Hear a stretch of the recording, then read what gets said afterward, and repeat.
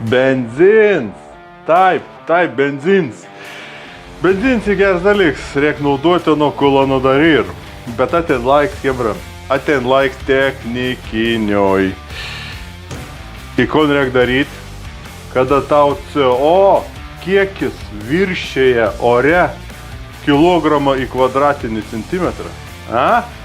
Kon dara, jėmi verilubų iš hado produkciją. Toks šposas. Čia katalizatorius, supranti, nupieštas.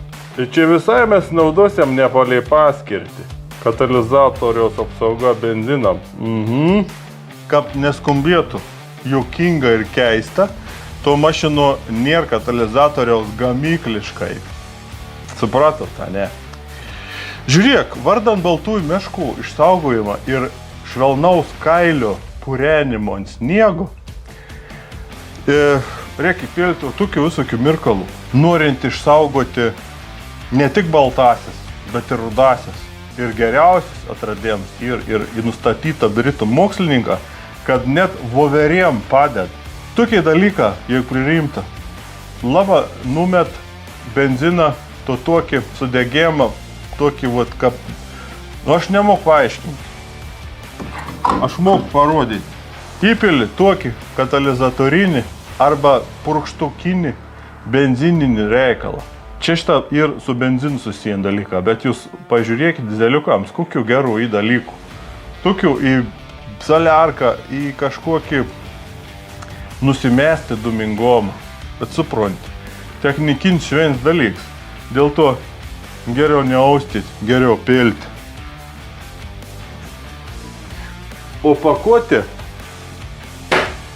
diskretiškai atsikratyti ir utilizuoti, kad nepakenktų rausvagalviui geneliui kapoti medelį. Ir benziniuko, taip, negailėdami. O kad CO kiekio nusimesti, lašas jūro irgi lašas. O dėl 0,1 CO viršymą tarnau technikinį nesinoriu. Kaip saka, būn kartas per vėlų gerti Vytautą, jeigu kepeniems viskas.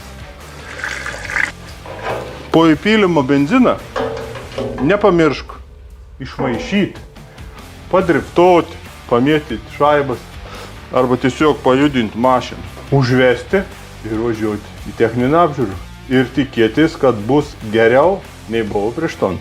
Naudokit, bandykit, eksperimentuokit, nes priešlaikinis pasiruošėms vis laik atved prie teigiamų rezultatų.